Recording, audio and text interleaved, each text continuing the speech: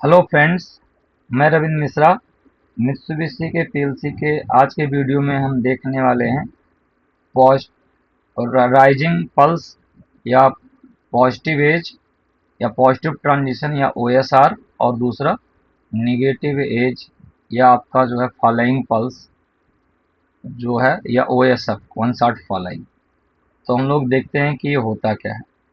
जैसे यहाँ हम देखें तो हमारे पास जैसे एक सिग्नल की अगर हम बात करें तो सिग्नल का ये जीरो लेवल है और ये जो है वन लेवल है, फिर ये जीरो लेवल है, ये जीरो लेवल है, ये वन लेवल है। इस तरीके से ऑन ऑफ सिग्नल आपका है।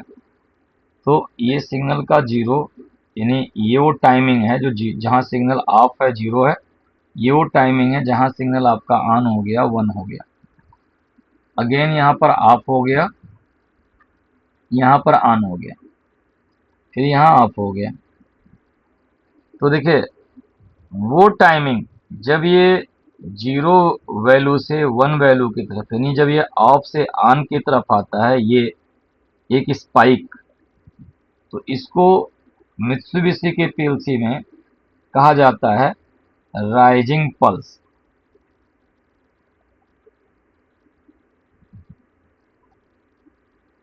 राइजिंग पल्स,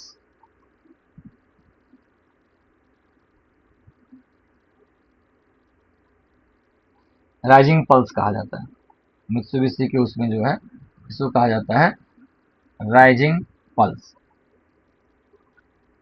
इसको जो है एक जो रिप्रेजेंट किया जाता है वो अप एरो से रिप्रेजेंट किया जाता है, अप एरो से राइजिंग पल्स।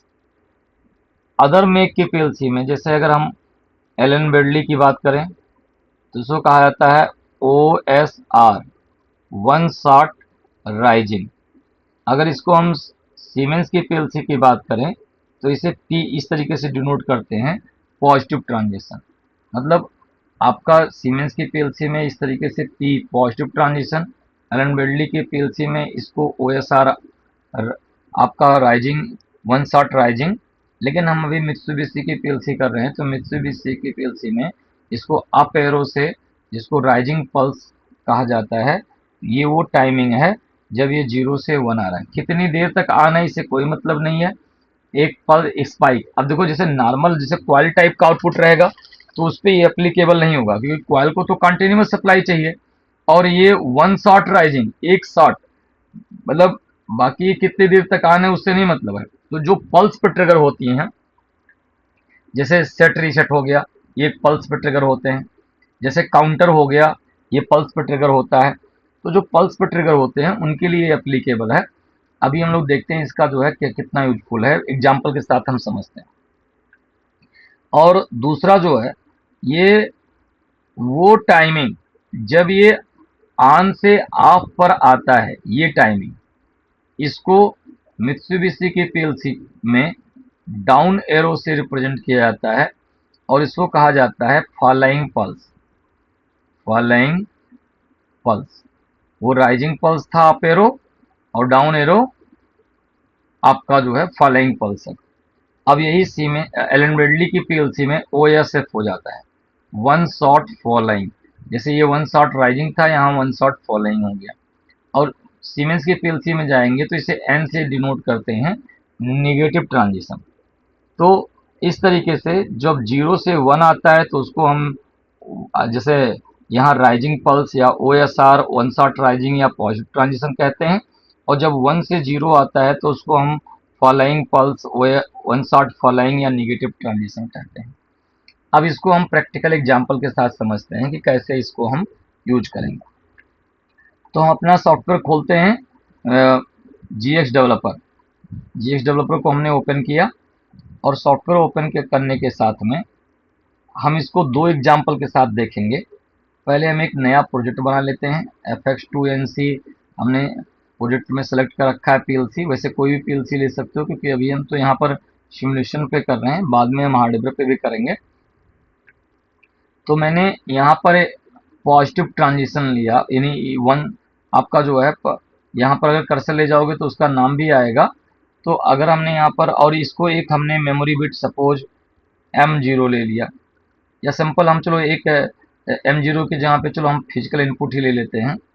ये हमने यहाँ ले लिया X0 हमने एक इनपुट ले लिया और इससे हम एक सेट इनपुट चलाते हैं। तो सेट इनपुट आपका जो है या फेट हमने क्लिक किया, या CT सेट, और सेट पे हम एक आउटपुट बिट को Y0 को सेट करते हैं। और फिर हमने जो है एक नया लाइन लिया और इसमें सेम इनपुट का हमने जो है, देखिए ये आपका कर्सर यहाँ तो राइजिंग पल्स ओपन कॉन्टेक्ट था और ये फॉलोइंग पल्स ओपन कॉन्टेक्ट है। तो मैं इसका फॉलोइंग ले लेता हूँ X0 का, और इससे हम एक रीसेट इंस्ट्रक्शन ले रहे हैं RST। तो मैंने जब आप लोगों को सेट RST और सेम Y0, तो इसको मैं कन्वर्ट कर लेता हूं और इसको सिमुलेशन करके हम लोग देखते हैं। मैंने जब आपको जो है सेट रीसेट इंस्ट्रक्शन बताया था, तो मैंने ये कहा था कि जो सेट और रीसेट होते हैं वो हमेशा पेयर में यूज होते हैं, और जो एड्रेस सेट पे होगा वही रीसेट पे भी होगा, लेकिन इनपुट दोनों के अलग अलग होने चाहिए। और सेट रीसेट एक पल्स होना चाहिए, कंटिन्यूअस पल्स नहीं होना चाहिए। तो अगर हम लोगों ने जब पहले देखा था, तो सेट करने के लिए मैंने मान लो X0 लिया था, तो रीसेट करने के लिए मैंने X1 लिया था, एक नया फ्रेश अनदर इनपुट लिया था। लेकिन यहाँ पर देखिए हम एक ही इनपुट लिए हैं X0। तो क्या होगा कि जब X0 का पॉजिटिव आपका जो है, यानी जब X0 का राइजिंग पल्स आएगा तो आउटपुट Y0 सेट हो जाएगा, और ये कितनी देर तक आना है इससे कोई मतलब नहीं है। और जब भी इसका फॉलोइंग पल्स आएगा तो सेम रीसेट हो जाएगा। तो जैसे आपने देखा कि X0 हमारा ये पल्स था, तो जब ये 0 से 1 होगा तो ये राइजिंग पल्स आएगा, आप एरो लगा हुआ है तो ये सेट हो जाएगा यानी ऑन हो जाएगा। और जब ये 1 से 0 आएगा ये X0, तो इसका फॉलोइंग पल्स आएगा और फॉलोइंग पल्स आने से ये रीसेट हो जाएगा। तो हम लोग चेक करके देखते हैं। तो राइट क्लिक करके हम इस पे जो है फोर्स अप्लाई करते हैं डिवाइस टेस्ट में जा करके। अब देखिए जैसे ही अभी हमारा कोई भी डिवाइस है, अब इसको मैं X0 को फोर्स ऑन करता हूँ। जैसे मैंने यहाँ फोर्स ऑन किया, देखिए लिखा है X0 ऑन, और जैसे ऑन हुआ तो आप यहाँ देख पा रहे हो कि मेरा जो Y0 है ये सेट हो गया, ऑन हो गया। और जब आप इसे फोर्स ऑफ करोगे तो आपका ये सेम आउटपुट आपका क्या हो गया, रीसेट हो गया। यानी जब आप X0 को ऑन करते हो तो उस एक मोमेंट के लिए जब आपका पॉजिटिव ट्रांजिशन आया था, या आपका वन शॉट राइजिंग आया था, या आपका जो है जब राइजिंग पल्स आया था, तो ये आउटपुट 0 को इसने सेट कर दिया। और जब भी आप इस पल्स को X0 को ऑफ करोगे तो इसका जो है फॉलोइंग पल्स आया, या आपका जो है वन शॉट फॉलोइंग आया, तो इसको इसने रीसेट कर दिया। एक और एग्जांपल के साथ हम इसको देखने की कोशिश करते हैं। मान लीजिए हमने इसको सिमुलेटर को मैंने बंद कर दिया, और एक एग्जांपल हम और लेते हैं, और वो एग्जांपल हम ले लेते हैं आपका जो है राइट में गए, और वो एग्जांपल हम लेते हैं एक काउंटर का। तो देखिए हम यहाँ पर दो लाइन लेते हैं, दो काउंटर हम बनाना चाहते हैं। इंसर्ट लाइन लिया और हम एक पल्स लेना चाहते हैं, जैसे राइजिंग पल्स लेना चाहते हैं। मान लो X1 का राइजिंग पल्स लिया, इससे हमने काउंटर लगाया C0K5 और एक सेम इनपुट से हमने एक दूसरा इसके फॉलोइंग पल्स से X1 के फॉलोइंग पल्स से हमने एक दूसरा काउंटर लगाया C1 स्पेस K5। 5 मैंने दोनों में प्रेशर दिया। अब इसको हम कन्वर्ट कर लेते हैं और इसको हम यहाँ पर सिमुलेशन करके देखते हैं। तो सिमुलेशन करके हम देखेंगे। तो यहाँ पर हम देख पा रहे हैं, यहाँ पर हम देख पा रहे हैं कि क्या होगा। जैसे ये सिमुलेशन ऑन हो रहा है और यहाँ पर आप देखोगे जब अभी सिमुलेशन अभी ऑन हो रहा है, डाउनलोड हो रहा है आपके वर्चुअल सिमुलेटर कंट्रोलर में जो है ये प्रोग्राम लोड हो रहा है। और लोड होने के साथ में आप यहाँ भी देखोगे जब ये मॉनिटरिंग स्टेटस में आगरण मोड में आ गया। अब देखो, जब आप यहाँ पर डिवाइस टेस्ट में जाते हो तो आप डिवाइस टेस्ट में जाते ही अभी क्या होता कि मेरे पास C0 एक काउंटर है, C1 एक काउंटर है। काउंटर कंप्लीट साइकिल ऑन और ऑफ को एक काउंट करता है।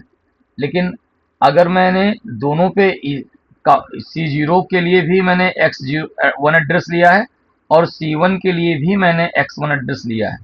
अगर ये नॉर्मल हमने NO कॉन्टेक्ट लिया होता, ये राइजिंग और फॉलोइंग पल्स ना लिया होता, तो क्या होता कि दोनों काउंटर एक साथ, अगर एक पहला पल्स आता तो दोनों एक साथ एक होता, दोनों एक साथ दो होता, दोनों एक साथ तीन होता। लेकिन अब ऐसा नहीं होगा।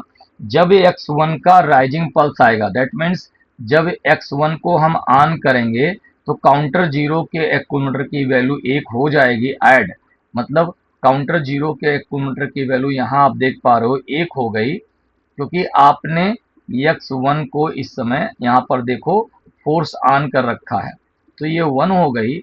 लेकिन आपका अभी आपका X0 ऑन है, तो इसका फॉलोइंग पल्स नहीं आया, तो काउंटर 1 की वैल्यू में कोई एडिशन नहीं हुआ, यानी काउंटर 1 की वैल्यू पे कोई फर्क नहीं पड़ा।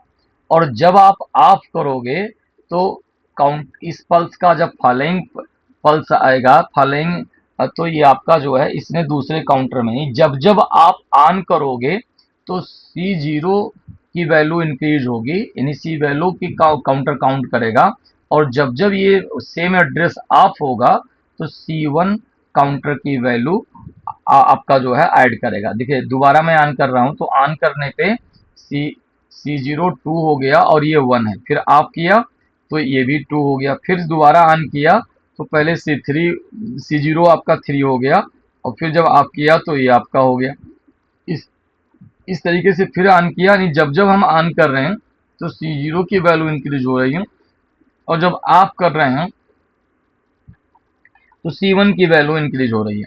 तो इससे क्या हुआ कि हम एक ही पल्स के ऑन को हम अलग पर्पज के लिए यूज कर सकते हैं और ऑफ को हम अलग पर्पज के लिए यूज कर सकते हैं। तो ये था हमारा जो है राइजिंग और फॉलोइंग पल्स। अब थोड़ा सा हम मूव के बारे में जान लेते हैं।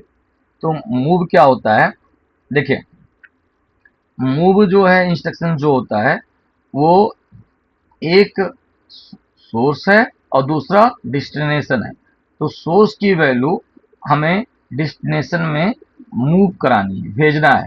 तो मूव क्या करता है कि एक रजिस्टर की वैल्यू को दूसरे रजिस्टर पे सेंड कर देता है, यानी उसका एक जो रजिस्टर की वैल्यू रहेगी उसकी एक कॉपी जो है दूसरे पे सेंड कर देता है। तो देखिए जो मूव इंस्ट्रक्शंस होते हैं वो 8 बिट के भी होते हैं, 16 बिट के भी होते हैं और आपका अपने जो मूव होते हैं वो 16 बिट के होते हैं, 32 बिट के होते हैं और रियल वैल्यू फ्लोटिंग पॉइंट होता है। तो नॉर्मल हमारा जो डाटा रजिस्टर D0 D1 ये सब 16 बिट के रजिस्टर होते हैं, लेकिन आप चाहो तो इनको 32 बिट में भी कन्वर्ट कर सकते हो, 32 बिट में आप कन्वर्ट कर सकते हो। और तीसरा आपका जो है उसी रजिस्टर को आप फॉर्मेट चेंज करके फ्लोटिंग पॉइंट में कर सकते हो। तो डबल इंटीजर और जो रियल होते हैं, फ्लोट होते हैं, वो 32 बिट के होते हैं। लेकिन आपका जो है नॉर्मल जो इंटीजर हम मानते हैं पीएलसी के अंदर वो 16 बिट का होता है। माइक्रो कंट्रोलर में 8 बिट के होते हैं, यहाँ पर जो है 16 बिट के जनरली होते हैं। तो यहाँ पर जैसे हम बात करें तो देखिए मूव को हम कैसे करते हैं। जैसे यहाँ पर हम एक इंस्ट्रक्शन हम लेते हैं। अच्छा इसमें कुछ ना सिस्टम, अच्छा मूव से पहले हम आपको ना कुछ सिस्टम की बिट को भी बता देते हैं। जैसे इसमें कुछ इंटरनल बिटें होती हैं, स्पेशल मेमोरी बिट होती है। जैसे हमने M0 M1 a internal flag या मेमोरी फ्लैग हैं या D0 D1 डाटा रजिस्टर हैं, वैसे आपका जो है ये इसमें क्या होता है कि कुछ स्पेशल मेमोरी बिट होता है जिसके कुछ अलग अलग कुछ फंक्शंस होते हैं। तो जैसे अगर हम देखें तो यहाँ पर कुछ स्पेशल फंक्शंस होते हैं, स्पेशल बिट्स होती हैं, और वो कौन कौन सी स्पेशल बिट्स होती हैं फिर हम मूव को बता रहे हैं। तो देखो जैसे ये मित्सुबिशी का हम पीएलसी का मैनुअल लिए हैं, तो जो इसमें कुछ स्पेशल फंक्शन बिट्स होती हैं, जैसे यहाँ पर अगर हम जाते हैं और आपका ये डिवाइस टेबल आपका ये कहाँ पे होगा, डायग्नोस्टिक्स। हाँ, ये जो मेमोरी बिट M0 से लेके M7999 तक है, वो जनरल पर्पज रजिस्टर है। उसको नॉर्मल आप इनपुट आउटपुट की तरह यूज कर सकते हो। लेकिन आपका जो है ये M800 से लेके जो आगे जो बिटें हैं वो स्पेशल पर्पज, यानी हर बिट का कुछ ना कुछ पर्पज है जो उनके मैनुअल्स में पता चल जाता है। तो जैसे हम जैसे यहाँ पर हम कुछ बिट्स यहाँ देख रहे हैं, दो चार बिटों को, ऐसे सभी आप देख सकते हो। जैसे M8000 है, तो ये ऑलवेज ऑन इनपुट होता है। जैसे आप कंट्रोलर आपका ऑनलाइन जाएगा तो ये, जैसे आपको कभी डायरेक्टली कोई कांटेक्ट लेना है जो डायरेक्टली ऑन हो, लेकिन आप कोई इनपुट आउटपुट फिजिकल यूज नहीं करना चाहते हो, तो ये स्पेशल मेमोरी बिट इंटरनली दिए हुए हैं। उन स्पेशल मेमोरीज को आप यूज कर सकते हो। जैसे M800 आपका NO कांटेक्ट है, और 8000 और 8001 जो है NC कांटेक्ट है। ऐसे ये अगर सिर्फ एक बार के लिए इनिशियलाइज जब पीएलसी होता है, अगर उससे कोई काम करवाना चाहते हो तो आपका NO के लिए 8002 और NC के लिए M8003 ऐसे ले सकते हो। तो अभी हम एक बिट यूज करेंगे, जैसे मान लो मैथ वगैरह या ऐसा यूज करते हो, चाहते हैं कि डायरेक्टली हमारा ब्लॉक अनेबल हो, या मूव में हम कोई पल्स नहीं लेना चाहते कि इनपुट ऑन, तो अगर हमें ये चाहिए कि हम एक पल्स को ट्रिगर इनपुट ऑन करें तब वो हमारा मूव करे, तो हम ले सकते हैं। अदरवाइज हमें अगर कोई डायरेक्टली हम चाहते हैं कि जैसे ऑनलाइन जाए तो डायरेक्टली जो सोर्स की वैल्यू आ रही है रजिस्टर में मूव हो, तो उसके लिए हम एक इंटरनल बिट को भी ऑन कर सकते हैं, इनपुट अगर देना चाहते हैं तो। और यहाँ पर कुछ अगर जैसे यहाँ पर अगर आप देख रहे थे तो यहाँ पर क्या हो रहा था, एक सेकेंड ऊपर चला गया, एक मिनट। तो जैसे अभी हम यहाँ देख रहे थे तो कुछ पल्स, अगर मान लो हमें इंटरनल पल्स लेना है, जैसे यहाँ जो बिट है 8000, ये क्लॉक का, ये क्लॉक डिवाइस है। देखें, अगर आप 8011 लेते हैं तो 10 मिली सेकंड का क्लॉक पल्स है, और 8012 लेते हैं तो ये 100 मिली सेकंड क्लॉक पल्स है, और 8013 लेते हैं तो 1 सेकंड का क्लॉक पल्स है, और 8014 लेते हैं तो 1 मिनट का क्लॉक पल्स है। यानी अगर आप क्लॉक का ये है कि ऐसे टाइम डेट, और जैसे आरटीसी का तो रियल टाइम क्लॉक, तो उन सबको भी यूज ये कर सकते हो। तो इंटरनल बिट होते हैं। तो जैसे हम एक 8000 लेते हैं जो हमेशा ऑन आता है, और ये कुछ हम पल्स लेते हैं, इनकी ब्लिंकिंग स्पीड स्लो फास्ट होगी। तो मैं 8011 10 मिली सेकेंड, 8012 100 मिली सेकेंड, 8013 एक सेकंड का पल्स हम लेते हैं। ये मिनट का तो हमें ज़्यादा इंतजार करना पड़ेगा, अभी हम नहीं लेते हैं। तो चलिए हम लेके देखते हैं। तो हम चार, तो ऐसे अंदर मैनुअल में बहुत सारे सिस्टम के बिट हैं, इनको यूजर अपने प्रोग्राम में यूज कर सकता है। तो जैसे अभी हम यहाँ पर कुछ छोटे छोटे प्रोग्राम बना लेते हैं। जैसे आपको ये सिस्टम बिट बताने के लिए, मान लीजिए मैंने एक इंसर्ट लाइन किया, यहाँ पर एक लाइन इंसर्ट किया। तो एक लाइन इंसर्ट करने के साथ में हमने क्या किया कि एक इनपुट लिया सिंपल, और यहाँ पर हमने लिख दिया M8000, M8000। तो आपका ये हो गया, और इससे हमने चलो एक आउटपुट चला लिया। Y0 तो हम पहले यूज कर चुके हैं, मान लो सपोज Y1। ऐसे हम और भी लाइन ले रहे हैं। जैसे M इंसर्ट लाइन ले लिया, M मैंने कहाँ से शुरू किया था, 8011 से बोला था। तो हमने 8011 जो 10 मिली सेकंड का पल्स है, 8011 हमने M8011 यूज किया था। किसके ऊपर? एक NO कांटेक्ट के ऊपर, M8011। और फिर इससे हमने जो है ये F7, इससे हमने Y2 चलाया था। फिर हमने एक नया रंग लिया, नया लाइन लिया, और नया लाइन इंसर्ट करने के बाद हमने क्या बोला था? ये F5, और इससे हमने M8012 चलाया, और इससे हमने F7 आउटपुट, और इससे हमने चलाया Y3। एक और ले लेते हैं, एक लाइन और ले लेते हैं। एक लाइन हमने और ले लिया, और इससे हमने F5 NO कांटेक्ट लिया, और इससे हमने चलाया M8013। तो 8000 के ऊपर वाली जितने बिटें होती हैं वो सब आपका डायग्नोस्टिक रजिस्टर्स या स्पेशल मेमोरीज हैं, जिनका हर मेमोरी का अपना स्पेसिफिक पर्पज के लिए वो प्री डिफाइंड है। तो जैसे यहाँ पर हमने F7 लिया, और F7 से हमने Y4 चलाया। अब हम इसको एक बार कन्वर्ट करके देखते हैं। तो देखिए, जैसे मैं इसे सिमुलेट करूँगा, तो ये M8000 तो हमेशा हमेशा के लिए ऑन होगी। ये 10-10 मिली सेकंड पे ब्लिंकिंग करेगा, और ये आपका जो है 100-100 मिली सेकंड पे ब्लिंकिंग करेगा, और ये एक एक सेकंड पे जो M8013 है वो एक एक सेकंड पे ब्लिंकिंग करेगा। तो ये कुछ स्पेशल बिट्स और भी अंदर बहुत सारे स्पेशल, ये इसमें एनालॉग वगैरह के लिए भी वर्ड में डाटा रजिस्टर डी वाले भी कुछ स्पेशल होते हैं। तो देखिए, जो M8000 है, अगर हम कहीं प्रोग्राम में M8000 यूज कर लें तो ये परमानेंटली हाई होगा, इसे कंट्रोल नहीं कर सकते। यानी आपको कोई स्पेसिफिक आउटपुट, जैसे मुझे चाहिए था कि जो मेरा आउटपुट 1 है वो जैसे ही मैं प्रोग्राम को डाउनलोड करूं तो ये परमानेंट ये बिट ट्रिगर हो जाए, ये बिट परमानेंटली ऑन हो जाएगा, इसका किसी इनपुट से लेना देना नहीं है। अब देखिए 8011 ये 10 मिलीसेकंड का, हर 10 मिलीसेकंड पे ये ब्लिंकिंग कर रहा है, ऑन ऑफ हो रहा है, और ये 100 मिलीसेकंड पे ब्लिंक कर रहा है। और देखो, ये जैसे घड़ी की सेकंड होती है ना, यानी हमने कोई टाइमर नहीं लगाया है, लेकिन हर सेकंड पे ये एक पल्स देता रहेगा।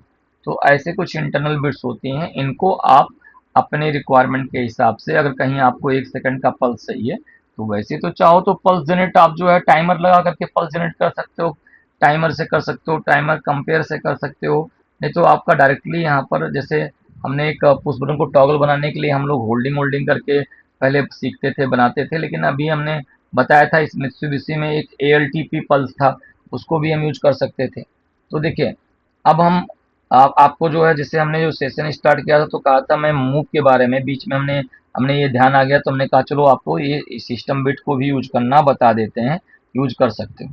तो अभी हम मूव के बारे में देख रहे थे, तो पहले मैं इसको सिमुलेटर को बंद करता हूँ, और इसको हम राइट मोड में करते हैं, राइट मोड में आ जाते हैं, और यहाँ पर हम देखते हैं मूव। तो मूव जैसे मैंने बताया था, वैसे तो आप सारे इंस्ट्रक्शंस के बारे में भी अगर आप चाहो तो यहाँ से आप जो है इसके मैनुअल में जा करके आप पढ़ सकते हो, देख सकते हो। जैसे हम मूव की बात करें तो डिवाइस इन डिटेल, तो डिवाइस इन डिटेल में तो इनपुट आउटपुट ये सब थे, अप्लाइड इंस्ट्रक्शंस में मिलेगा। तो आपका ये मूव और कंपेरिजन, तो कंपेरिजन तो हम पिछली बार बता दिए थे। जैसे अगर हम मूव की बात करें तो ये है मूव। तो देखिए, मूव जो है क्या होता है कि फंक्शन क्या है इसका? Moves data from one storage area to a new storage area.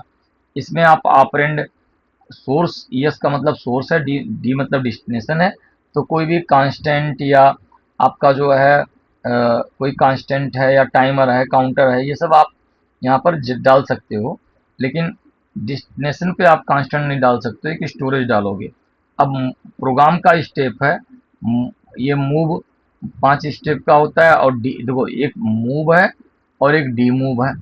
तो डी मूव भी यूज कर सकते हो। तो आपका सिंपल जो मूव होता है वो 16 बिट का ऑपरेशन होता है, 32 बिट का ऑपरेशन होता है, और आपका जो है एक डी भी कर सकते हो, जो फ्लोटिंग पॉइंट का भी मूव हो सकता है। तो अलग अलग टाइप के मूव है, लेकिन सभी मूव का काम जो है वही है। तो हम लोग जो है यहाँ पर अपने सॉफ्टवेयर में देखते हैं। तो यहाँ पर जैसे हमने एक इंसर्ट लाइन लिया और यहाँ पर हम सिंपल मूव लेते हैं। तो अब मान लो मुझे एक इनपुट मूव को तो हमें डायरेक्टली जैसे हम ऑनलाइन जाएं, जो भी वैल्यू सोर्स में आए वो as it is trans destination पे जाती रहे। तो यहाँ जो मैं इनपुट लगा रहा हूँ, F5 हमने क्लिक किया और F5 क्लिक करके मैंने यहाँ डाल दिया M8000 कि हमें कोई इनपुट दबाने की प्रेस करने की ज़रूरत नहीं है। ये ऑनलाइन जाते ही परमानेंटली ऑन होगा और ये अप्लाइड इंस्ट्रक्शंस में है। तो F8 क्लिक करके हमने लगाया यहाँ पर सिंपल।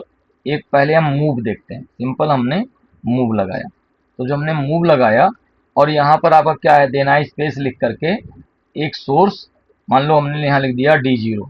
D0 एक रजिस्टर है और मान लो डेस्टिनेशन हमने कर दिया D2, D0 D2। तो इसका क्या मतलब हुआ कि अगर मैं इसे कन्वर्ट करता हूं और सिम्युलेटर को ऑन करता हूं, तो D0 रजिस्टर पे जो भी मैं वैल्यू लिखूंगा वो डायरेक्टली जो है D2 पर मूव होता रहेगा। देखिए सोर्स हमेशा डेस्टिनेशन पे जाएगा, डेस्टिनेशन की वैल्यू कभी सोर्स पे नहीं आएगी। मतलब आप D2 में कोई वैल्यू लिखोगे तो वो नहीं जाएगा, जो भी वैल्यू D0 में है वही D2 पे स्टोर होगा। तो यहाँ पर हम देखते हैं मूव, जैसे ये अभी डाउनलोड हो रहा है प्रोग्राम, डाउनलोड हो जाएगा तो हम ये मूव को देखते हैं। तो देखिए D0 की वैल्यू 0 है, D2 की वैल्यू 0 है। आप राइट क्लिक करते हैं और डिवाइस टेस्ट में जाते हैं। तो डिवाइस टेस्ट में जा करके हम यहाँ पर वैल्यू, डिवाइस की वैल्यू D0 है और D0 की वैल्यू यहाँ से हमने मान लीजिए लिख दिया 12। तो जैसे हमने यहाँ पर 12 लिख करके सेट किया तो D0 की वैल्यू 12 सेट हो गई। और क्योंकि ये M8000 से ट्रिगर था, अगर यहाँ कोई इनपुट होता तो जब वो इनपुट ऑन करते तब D0 की वैल्यू D2 में मूव होती, लेकिन अभी डायरेक्टली ये ब्लॉक अनेबल था। तो D0 में हमने लिखा 12, तो 12 वैल्यू यहाँ पर स्टोर हो गई 16 बिट। और आप यहाँ पर आप जब लिखते हो कि मान लो 456, जैसे आपने सेट किया तो 45 वैल्यू ये यहाँ पर मूव हो गई, लेकिन ये 16 बिट की वैल्यू है। अब अगर मैं यहाँ पर 16 बिट की जो मैक्सिमम वैल्यू होती है वो 65,535 तक हो, 0 से लेकर 65,535 तक होगा। ये 2 पर पावर 16 की वैल्यू होगी 65,536, लेकिन 0 से लेकर 65,535 तक जाएगा। तो अगर मैं यहाँ पर तो 66,000 डालता हूँ तो ये वैल्यू यहाँ पर अभी 16 बिट में है, ये यहाँ पर सेट नहीं होगा, सेट नहीं होगा। अब अगर यहाँ हम चाहें तो 32 बिट और रियल ले सकते हैं। मैंने 32 बिट लिया और सेट किया तो देखिए 32 बिट करने पे भी हमारा जो है ये वैल्यू यहाँ पर देखिए मैं सेट कर रहा हूँ। तो 32 बिट करने पे ये सेट तो हो जाएगा, लेकिन ये वैल्यू देखो अगर हम 16 बिट की रेंज में कोई वैल्यू डालेंगे, मान लीजिए हमने डाला 2300 2300, ये उसकी जब इसको हमने सेट किया तो ये वैल्यू इसकी रेंज में है 16, क्योंकि ये 16 बिट या 32 बिट करने में रेंज तो बढ़ जाएगी, लेकिन ये मूव जो है 16 बिट का एप्लीकेशन होता है। तो 16 बिट से ज़्यादा की वैल्यू ये स्टोर नहीं, 16 बिट से ज़्यादा की वैल्यू ये आपका नहीं कर पाएगा। अगर ये मान लीजिए अगर हमने देखिए यहाँ पर हमने किया तो ये यहाँ पर देखिए -32768 टू 32767, तो 32767, ये अगर पॉजिटिव इंटीजर में जाते हो तो 32767 आ गया। या आप निगेटिव वैल्यू भी यहाँ पर डाल सकते हो। तो ये आपका 16 बिट या 32 बिट करने में रेंज तो यहाँ बढ़ जाती है, लेकिन ये मूव एप्लीकेशन 16 बिट का मूव था। तो 16 बिट की वैल्यू अगर साइन पोलरिटी के साथ में है तो -32768 से 32767 तक ये वैल्यू जाएगी। अगर नेगेटिव में जा रहे हो तो -32768, तो ये वैल्यू। और अगर आप पॉजिटिव में जा रहे हो तो 32767 तक, तो ये वैल्यू होती है 16 बिट की इंटीजर रेंज आपका, जो साइंड में होती है 32767 तक। तो ये वैल्यू आपकी सेट हो गई। लेकिन अगर आपको 32 बिट की वैल्यू को मूव करानी है तो आपको यहाँ पर क्या करना पड़ेगा, डी मूव यूज करना पड़ेगा। अगर 16 बिट की वैल्यू यूज करा रहे हो तो सिंपल मूव से काम चल जाएगा। अगर 32 की बिट की वैल्यू यूज करते हो तो यहाँ पर आपको लिखना था, राइट में जाओगे और यहाँ पर आपको लिखना था डी मूव। यहाँ पर आपको लिखना था डी मूव। तो जब डी मूव करोगे तो ये वैल्यू यहाँ से आप करोगे डी मूव, तो यहाँ पर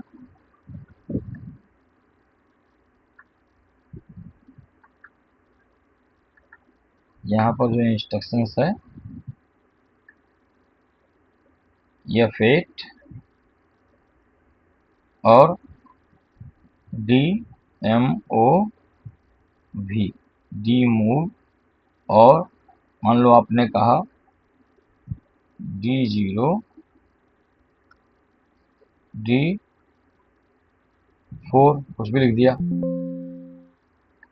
एक सेकेंड, अच्छा ये दबाना, तो यहाँ आप लिखोगे मूव की जगह पे डी मूव लिखोगे, तो डी मूव, चलो यहाँ पर, तो डी मूव करने का आपका ये एडवांटेज हुआ कि आप इसकी वैल्यू को 32 बिट कर सकते हो, जैसे यहाँ पर आपने किया। अब ये रेंज बढ़ा सकते हो और कोई फर्क नहीं पड़ेगा, D0 की वैल्यू अभी भी D2 पे जाएगी, लेकिन मैंने 66,000 वैल्यू डाला था तो वैल्यू वहां नहीं गया था, या लेकिन अब ये जो 32 बिट की वैल्यू आप डाल सकते हो। अब देखो जैसे डी मूव किए हो तो आप चाहे 16 बिट की वैल्यू डालो चाहे 32 बिट की वैल्यू डालो, कोई दिक्कत नहीं है। लेकिन अगर सिंपल मूव लिखे हो तो आपको, देखो अभी D0 की वैल्यू भी 0 है और D2 की वैल्यू भी 0 है, तो अभी मैं चाहूँ तो जब डी मूव लिए हो तो आप सिंपल इसको जो है, देखो जैसे D0 पे जा करके आपने 23, जैसे पहले आपने 12 सेट किया था, तो यहाँ भी आप अगर 12 सेट कर देते हो तो अगर मूव लिए थे तब भी कोई दिक्कत नहीं है, डी मूव लिए हो तब भी 12 तो डल गया, 12 पहले भी डल रहा था। लेकिन आप अगर इसको 32 बिट में कर दे रहे हो और यहाँ पर आप वैल्यू डाल रहे हो 66,000, पहली बार हमने जब 66,000 डाला था तो ये वैल्यू यहाँ से मूव नहीं हो रही थी, लेकिन अब यहाँ पर देखो 66,000 ये वैल्यू मूव हो रही है। या देखो अगर हम वैल्यू डाल रहे हैं 99999, तो ये वैल्यू भी आपका 32 बिट के रेंज में है। 16 बिट के रेंज में ये वैल्यू नहीं है, लेकिन आपका जो है 32 बिट के रेंज में है। 32 बिट के रेंज में ये वैल्यू भी है, तो 32 10 डिजिट में वैल्यू डालता है तो 32 बिट का रेंज आएगा और बाकी को कोई फर्क नहीं पड़ता। तो आज की क्लास में हम लोगों ने देखा जो है राइजिंग पल्स यानी अप एरो जो था, और फॉलोइंग पल्स डाउन एरो जो था, उसी को other PLC OSR one shot rising या पॉजिटिव ट्रांजिशन जो अप एरो है उसको कहते हैं, और अदर पीएलसी में जो डाउन एरो है उसको OSF one shot following negative वो कहते हैं। फिर साथ में हमने आपको जो है कुछ स्पेशल मेमोरी बिट बताया जो मैनुअल में भी आपको मिल जाते हैं, जैसे M8000 ऑलवेज ऑन इनपुट है, या जैसे M8011 ये 10 मिलीसेकंड का पल्स है, और आपका M8012 100 मिलीसेकंड का पल्स है, और M8013 ये आपका जो है 1 सेकंड का पल्स है। तो इस तरीके से हम लोगों ने देखा। नेक्स्ट वीडियोज़ में हम मैथ इंस्ट्रक्शंस के बारे में देखने वाले हैं। तो आज के लिए इतना ही। Thank you for watching.